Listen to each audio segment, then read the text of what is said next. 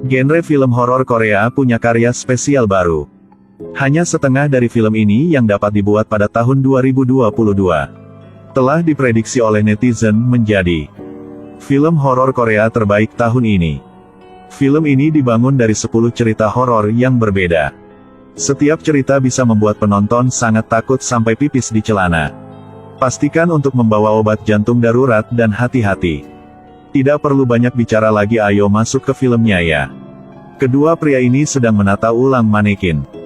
Pada awalnya, semuanya normal. Tanpa diduga, tiba-tiba ada manekin yang sangat aneh muncul. Lengannya ditekuk sampai-sampai sulit dibayangkan. Rekannya mengatakan ini dikirim dari toko yoga. Tidak ada yang mengejutkan. Tapi Jong Chan ingat tidak memiliki manekin ini sebelumnya. Rekan kerjanya mengomelinya dan mendesaknya untuk bergegas pulang. Tetapi mereka baru saja pergi. Kepala manekin mulai bergerak. Dalam perjalanan pulang, dua pria muda sedang duduk di taman. Pria berbaju kuning terlihat sangat aneh. Dia bergerak secara sangat mekanis. Dan kemudian secara tak terduga, kepalanya bahkan bisa berputar 180 derajat.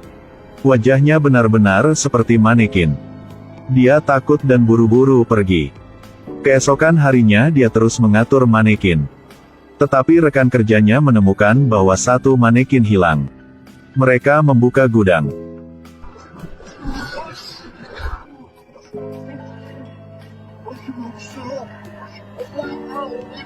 Semakin Jong Chan memikirkannya, semakin dia merasa takut. Dalam perjalanan pulang sambil berjalan melewati taman kemarin, tidak menyangka dua orang kemarin masih duduk di sana. Apalagi manekin itu bahkan berjalan ke arahnya. Jong Chan cepat-cepat lari. Cepat-cepat berlari menuruni stasiun kereta bawah tanah. Manekin itu mengejarnya tanpa henti. Meskipun langkah kakinya terhuyung-huyung. Tapi Jong Chan tidak bisa melarikan diri dari awal sampai akhir. Berlari dan berlari, tanpa diduga, di depannya adalah jalan buntu. Baru saja menoleh, manekin itu telah menyusulnya. Terlebih lagi, itu bergerak. Mendekati arah Jong Chan. Wajah manekin pria yang sangat teliti. Itu benar-benar versi berkualitas dari pria.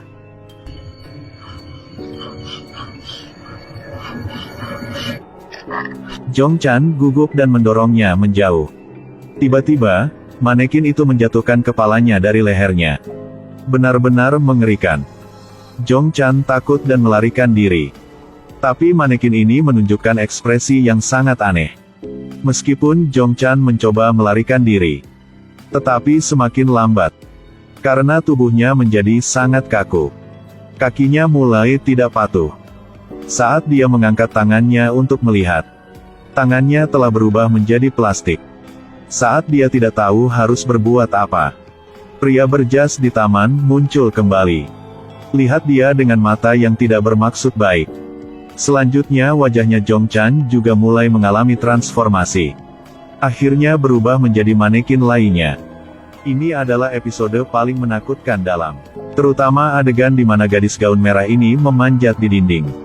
Dikomentari oleh sebagian besar netizen bahwa ini adalah sumber dari segala kejahatan. Sujin kembali ke garasi subdivisi.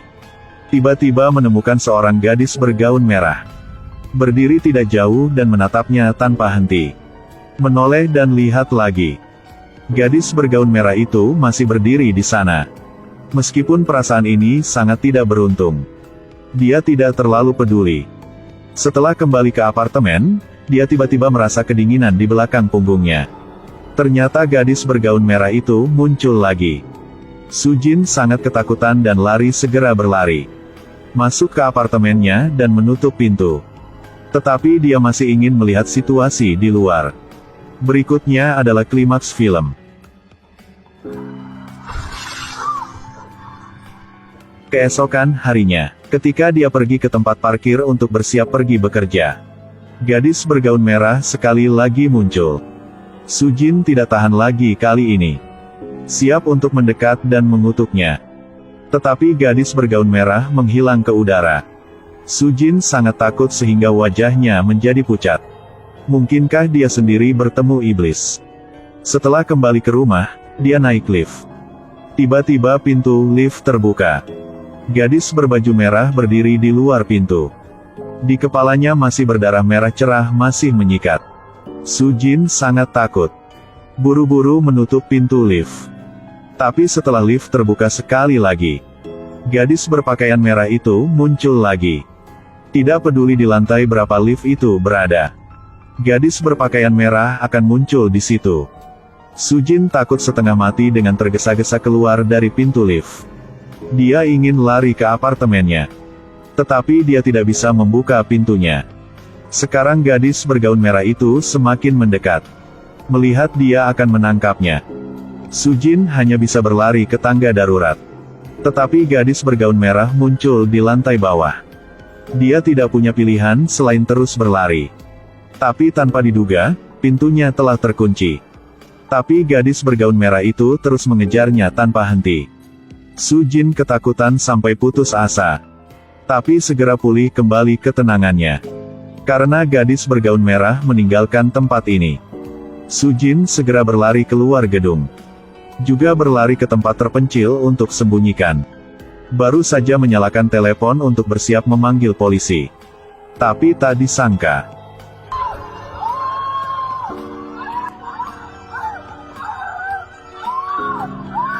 ternyata gadis bergaun merah telah meraihnya. Gadis bergaun merah itu satu tangan meraihnya. Satu tangan untuk memanjat tembok tinggi. Kelincahan tindakannya melampaui semua teorema fisika. Ketika merangkak ke atas gedung, gadis bergaun merah itu langsung melepaskan Su Jin.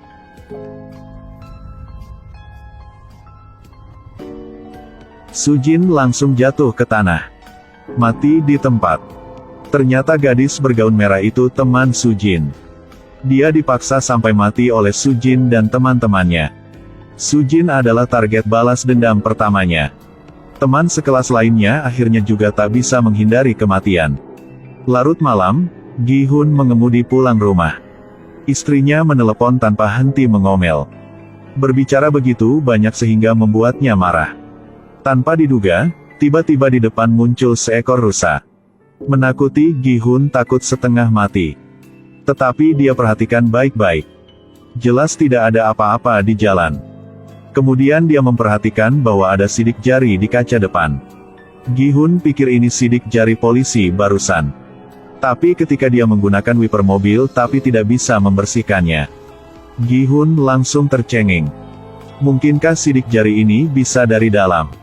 Tentu saja, dapat menggunakan handuk kertas untuk menyekanya. Tapi dia melihat semakin banyak sidik jari di kaca kanan. Gi Hun merasa semakin mengerikan. Jadi segera mengemudi dan keluar dari sini.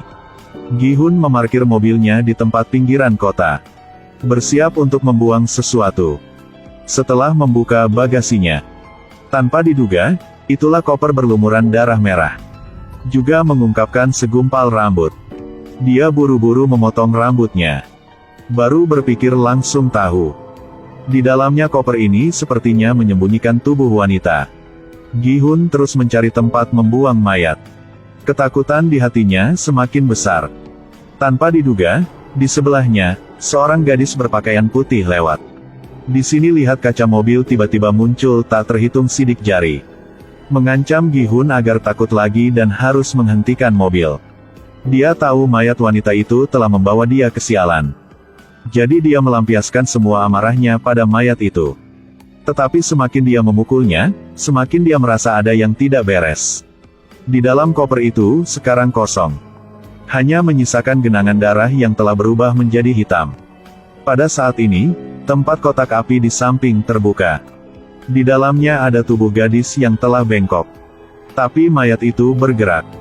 Pada saat ini, Gi Hun sedang panik. Lampu di terowongan tiba-tiba meledak. Menoleh untuk melihat. Mayat gadis itu tak terlihat lagi. Ternyata dia telah pindah ke bawah tanah. Tapi sepertinya mau bangkit.